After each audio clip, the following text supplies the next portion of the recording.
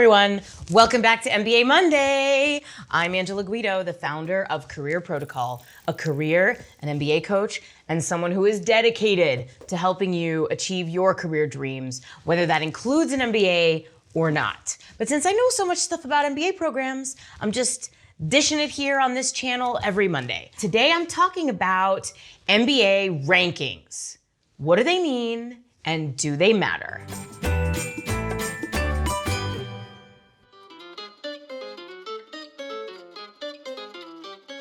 It's really like you come out screaming and then it gets worse. All right, so to help you understand what the rankings mean and how to interpret them as you approach your MBA applications, I'm gonna cover three things today, as I want to do on this channel.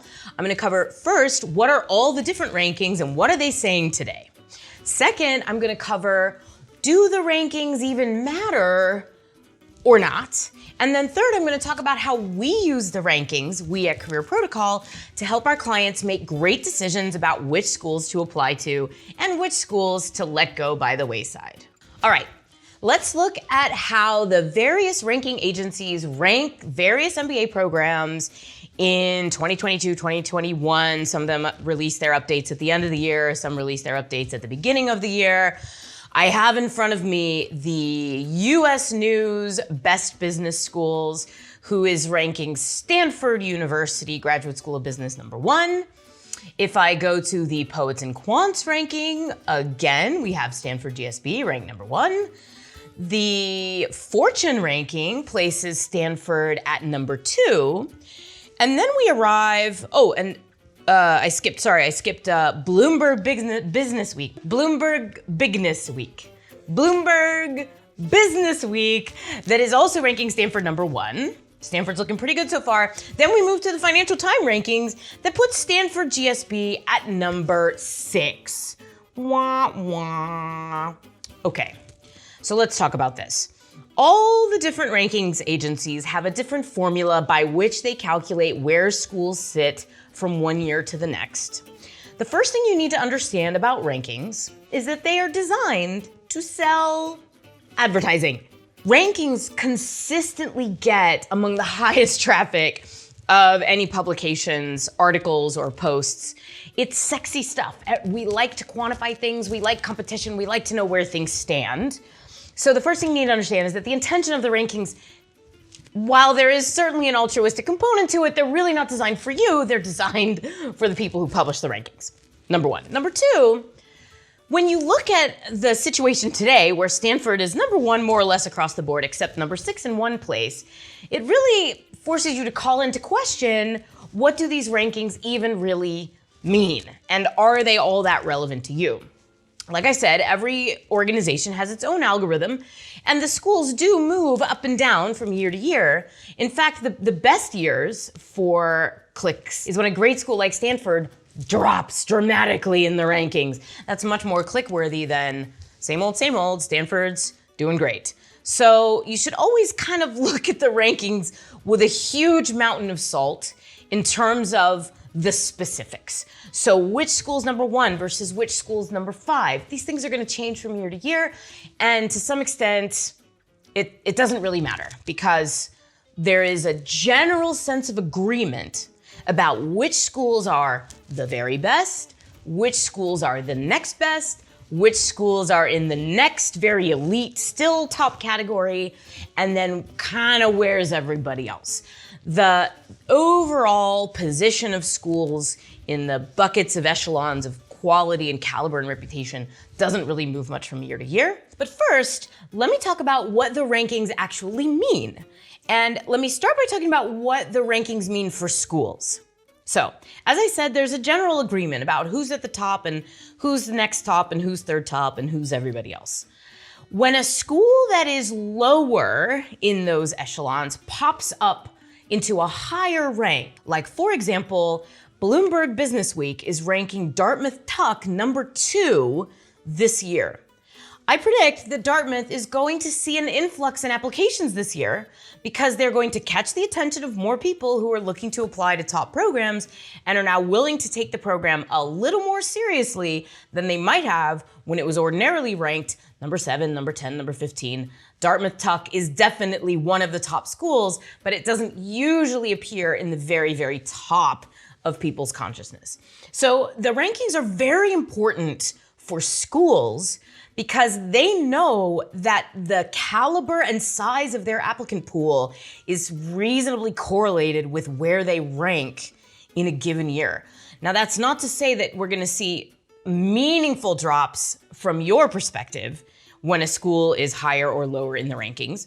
Dartmouth is still getting a ton of quality applications every year, but this year they're probably gonna see a little pop because they got ranked higher by Business Week. So now let me talk about, given that schools have to care about their rankings and they have a complex, at best, relationship with the rankings, what do they mean for you? So as you approach your MBA applications, you're probably thinking, I wanna go to the very best school I can go to for me, and the very best school that I can go to for me is the number 1 school. Of course, we all want what's best for ourselves. So if you're going by that standard, you're gonna have to either get into Stanford or Harvard, which is currently number 1 according to Fortune, or Wharton. By the way, those are the 3 schools that pretty much everybody agrees are kind of at the top. They're kind of the best and biggest 3. Now, most people won't get in to Harvard, Stanford, and Wharton.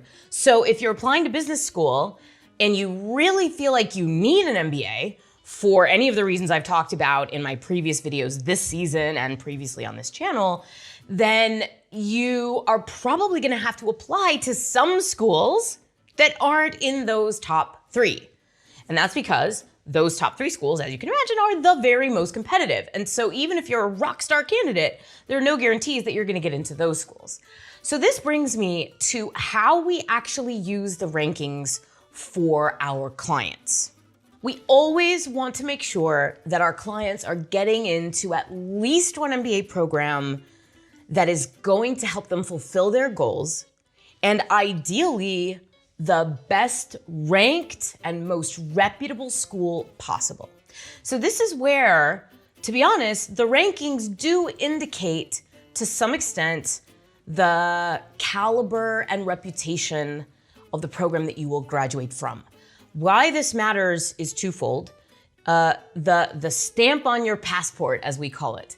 If you have Harvard MBA or Booth MBA or Dartmouth Tuck MBA on your resume, that sends a strong signal to anyone who looks at that resume that you can hang, that you've studied with the best, you got into a competitive program, you are ready to tackle the challenges of whatever role is coming at you, and you're a leader.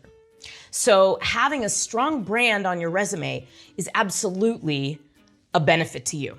The second reason it matters is because of the caliber and size of the network. Now, we talk a lot about alumni and the importance of alumni networking in your application process, as well as once you graduate. And the quality, size, and caliber and attentiveness of the MBA networks at these schools varies widely. And this is a case where rank has some correlation with the benefit of the network. And there are other ways in which the rank doesn't necessarily correlate with the caliber of the network, simply because of the different cultures among the different programs. Different alumni networks have different expectations in terms of how responsive and helpful they're going to be to each other, a topic for another video.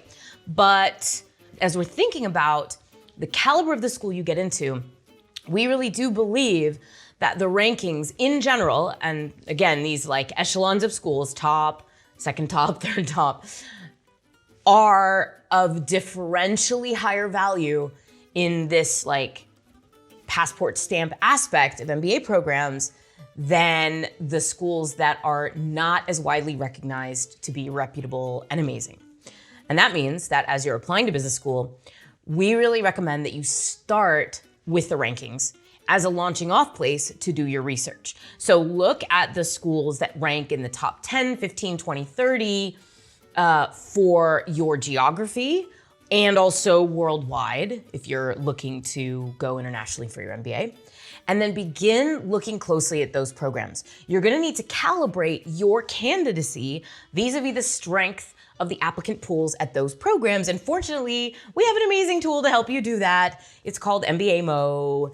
The link is down below. He's a very cute little robot who will give you a 20-page report on your candidacy and how it stacks up against the school you pick. And you can calibrate all of the top 30 US schools, your grades, scores, career experience, and how they match up with the expectations of the programs that you're targeting. So please go and use MBA Mo, figure out where you stack up vis-a-vis the schools you're applying to, vis-a-vis the rankings, and that's how you'll begin to target your school list of matches, reaches, and safety schools. Schools where you're aiming high, schools where you feel like you're probably a pretty good match given your statistics, and then schools where your statistics are even a little bit stronger than the average admit to those programs, so that by the end of your MBA journey, you're getting into at least one school, and ideally more than one, and ideally one of the very best schools from the standpoint of the school's reputation